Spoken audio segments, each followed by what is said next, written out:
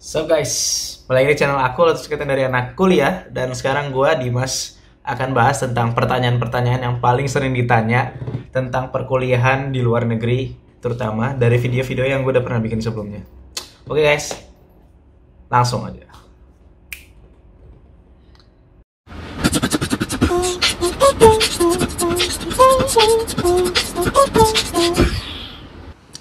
So guys, mari kita mulai. Pertanyaan pertama yaitu dari Rifki Nurfadiah Isnandi. Dari saudara Rifki. Baik, saudara Rifki. Nah, pertanyaannya itu adalah gimana cara daftar S1 di KTH Sweden, ya kan? Jawabannya simpel. Ada dua websitenya. So, ataupun kalau misalnya kita kadang ragu nih ya, bingung, ini gimana cara kita bisa daftar ke universitas ini, atau gimana cara prosedurnya, apa aja yang harus dipersiapkan, dan apa aja yang perlu dibayar. Sebenarnya jawabannya gampang. Itu semua ada di Google. Tapi cara nyarinya mungkin bisa tulis kayak how to apply to university, misalnya universitasnya apa namanya, university name. Nah, karena biasanya ya guys, kalau universitas di luar negeri itu mereka sistem pendaftarannya itu lewat online, terutama kayak NUS. Gue bisa cerita misalnya tentang NUS itu, cara daftarnya waktu itu gue cuma tinggal datang ke website di NUS, terus klik di situ ada apply for undergraduate study. Nah, tinggal klik apply. Di situ ntar ada penjelasannya, apa aja yang perlu dipersiapkan, apa aja yang perlu dibayar, apa aja yang perlu dilakukan. Dan mungkin kalian juga bisa lihat video, gue udah pernah bikin waktu itu how to apply, kayak step by stepnya, cara daftar di NUS bagaimana, ada di sini guys.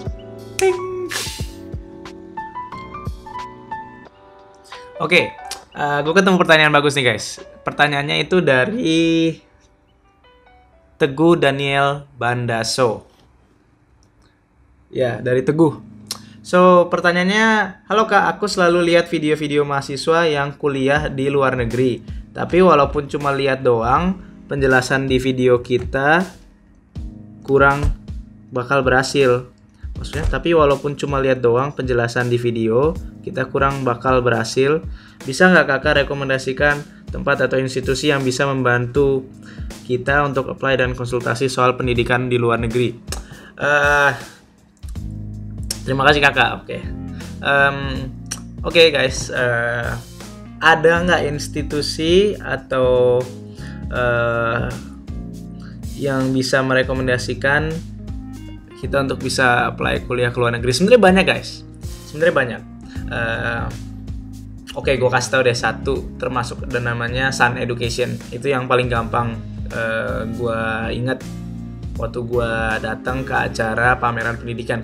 So kuncinya guys, bukan kita cari institusinya, tapi kalian perlu cari namanya pameran pendidikan, terutama pameran pendidikan kuliah ke luar negeri. Itu biasanya banyak banget agen-agen, institusi-institusi yang bakal nolong kita. Apa aja yang kita bisa persiapkan, dia bakal bilang, oh kamu perlu IELTS, kamu perlu TOEFL, kamu perlu IELTS sekian, kamu perlu bayar tempat tinggal, kamu perlu bikin visa, kamu perlu bisa SAT, kamu perlu bisa A-level, Cambridge. Mereka bakal bilang semua guys di situ. So intinya lah cari pameran pendidikan gitu Teguh. Oke. Dari Pins Cake, request video panduan dapat LOE dari NUS Bank. LOE dari NUS ya? Nggak susah bro. Tinggal ada. Jadi kalau kalian udah masuk ke universitas, sudah diterima sebagai murid, itu ada peraturan kalian harus LOE itu sebelum minggu kedua dari NUS kalau nggak salah, peraturannya begitu. Dan kalau kalian bisa LOE diterimanya sebelum minggu kedua, kalian nggak perlu bayar uang sekolah. Tapi kalau kalian keterimanya setelah minggu kedua, well, sayang sekali kamu harus bayar 1 semester itu full biayanya. Jadi sayang juga. So kalau kalian mau LOE harus persiapkan dari jauh. Itu dia. Dan gampang ya kalau di NUS kita punya portal mahasiswa, dan di situ kalian tinggal klik LOE, ntar ditanyain kenapa kamu mau LOE, mungkin ditanyain barang buktinya apa. Contohnya gue diterima internship, mana buktinya lu dapat surat offer keterima kerja. Nah tinggal kirim, selesai. Kalau mereka terconvince, mereka yakin bahwa kamu tuh nggak nipu-nipu mereka, nah kamu bisa dapat langsung di accept, nggak susah kok. Dari Wibu DA, guys, kalau nilai SAT diganti sama EJU bisa nggak kakak? Jawabannya bisa, karena memang mereka pakai nilai EJU bro. Kalau kuliah di Jepang ya. Tapi kalau kalian kuliah di Singapura kayak gua, mungkin lebih dinilai dari Cambridge A-Level.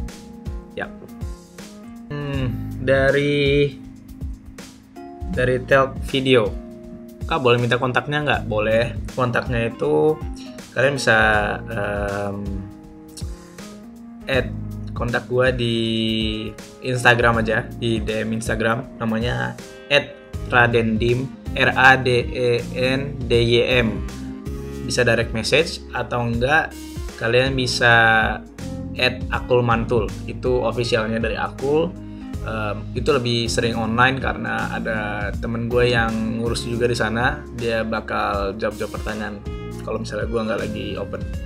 Itu dia guys. Dari Kathleen Rebecca, halo Kathleen, kak mau nanya dong nama bimbelnya. Bimbel gue waktu itu namanya Angelic sama Wardah College, jadi gue 2 bimbel sekaligus. Dan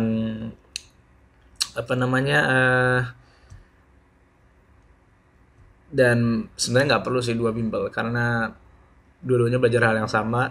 Gue kayak belajar dari sini dan belajar dari sana, jadi kayak buat apa gitu kan, kayak kurang kerjaan. Tapi ya itu dia, kalau ada bimbel lain ada, tapi gue nggak tahu namanya guys, karena gue nggak pernah nyari juga, karena kebetulan bimbel itu yang gue masuk itu ada di sebelah sekolah gue. Oke, dari Step Closer.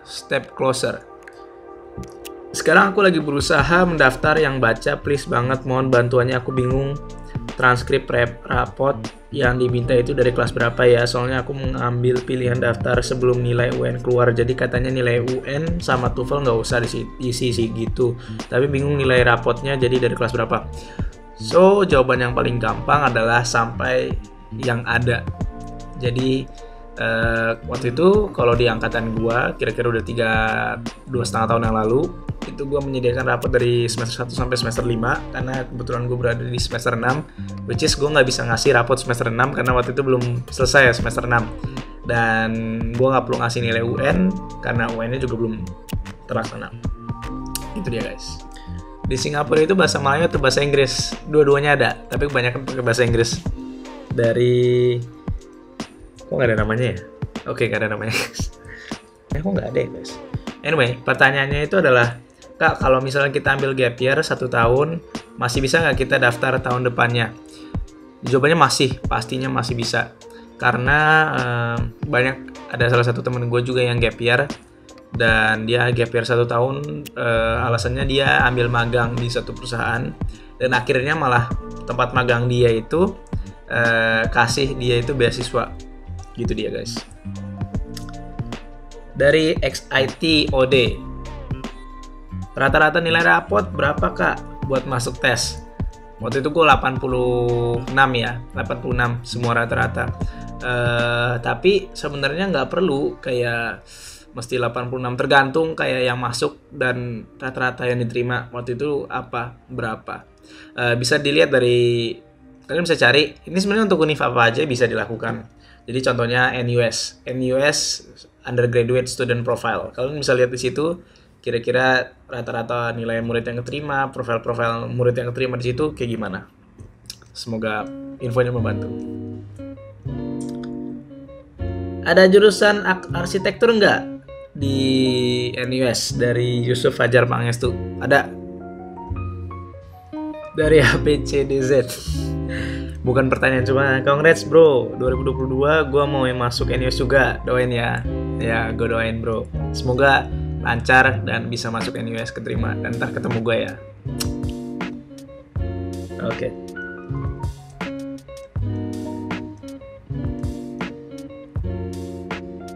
Dari Zidan Ramadan. Kak, saat kakak ngisi pendaftarannya itu kan ada syarat harus banyak ikut lomba atau menang lomba gitu. Nah, kakak ada ikut lomba gitu nggak atau banyak? Kalau banyak, apa itu harus menang apa sertifikat peserta juga boleh nggak? Dan satu lagi kan harus aktif dalam ekskul. Nah, pas SMA kemarin ikut berapa ekskul? Mohon jawab. Gue nggak pernah menang lomba, guys. Gue nggak pernah ikut lomba, nggak pernah menang lomba. Maksudnya di sini lomba-lomba yang signifikan ya. Kalau lomba balap karung mah itu nggak usah dimasukin. Lomba makan kerupuk juga nggak usah dimasukin, guys. Lomba mewarnain juga nggak usah masukin, guys. Well, kalau kalian mau masukin nggak apa-apa, tapi oke, nggak terlalu dilihat, guys. Lomba yang bakal dilihat itu biasanya sekelas Olimpiade Sains Nasional OSN atau OSK paling tidak, itu udah paling minimum biasanya ya. Dan ya, ada juga internasional Olimpiade juga, contohnya IMO, International Mathematics Olympiad. Itu kalian bisa masukin, itu bagus banget. Kalau kalian masukin itu mungkin bisa dapat beasiswa.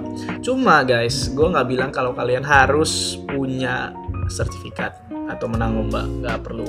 Kalau sertifikat kalian bisa sertain. Nah, ini penting nih, kalian bisa mungkin misalnya kalian masuk OSIS, kalian masuk suatu badan mahasiswa di sekolah, organisasi mahasiswa di sekolah, atau kalian jadi volunteer di suatu acara sosialisasi, contohnya ke rumah orang yang orphan, orang yang tidak punya ayah dan ibu gitu. Kalian datang ke sana, kasih bantuan, sosialisasi, ngajarin gratis, atau ke anak-anak pinggir jalan atau di anak-anak kolong jembatan, kalian juga ngajarin sesuatu atau kontribut sesuatu kepada masyarakat, kalian bisa tulis di situ.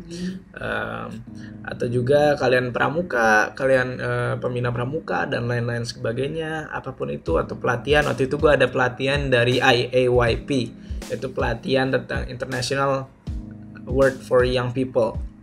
Dan itu bisa dimasukin juga. So, dan sebenarnya enggak, kalau untuk sertifikat Olimpiade itu atau menang lomba boleh kalau ada. Cuma kalau nggak ada nggak apa-apa. Kalau aktif organisasi atau kegiatan ekskul lainnya, kalian bisa tulis di situ prestasinya apa, bisa. Dari Dita Faradibah,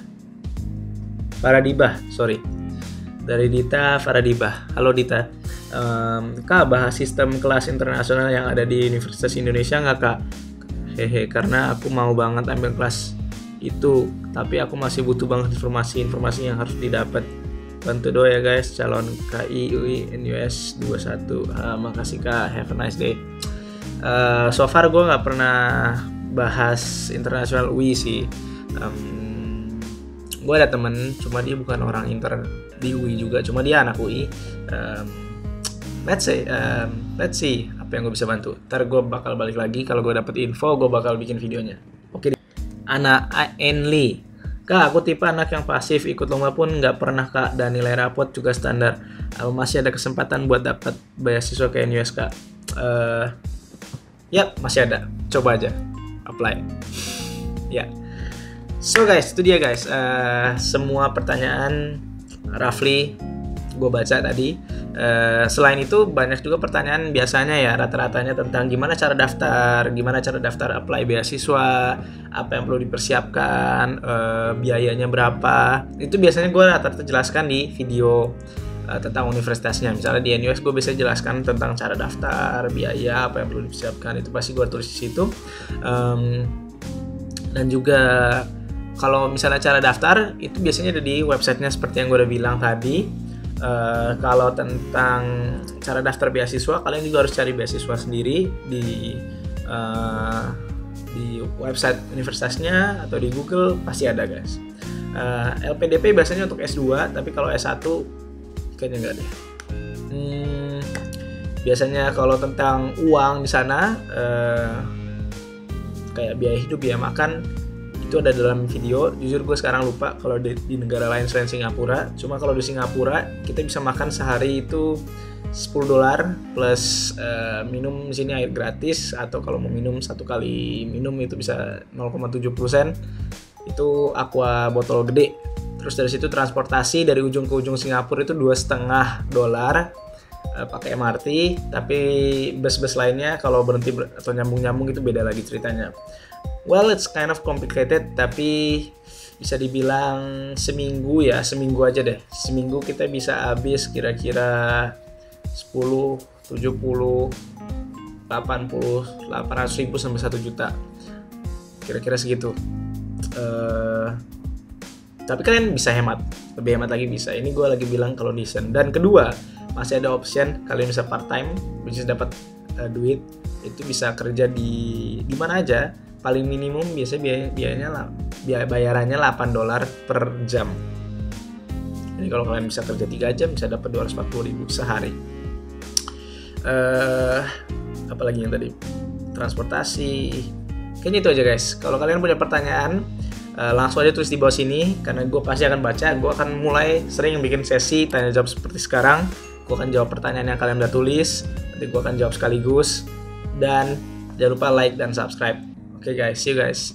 Dan gue baru bikin lagi, gue mau ngingetin, gue baru bikin seksi di mana gue akan jalan-jalan keliling Singapura, share tentang makanan, hal-hal unik lainnya budaya Singapura yang mungkin kalian penasaran. Klik like, subscribe, atau komen tentang gimana, atau kalian mau gimana seksinya biar lebih seru lagi. Oke guys, see you guys. Karena bye-bye.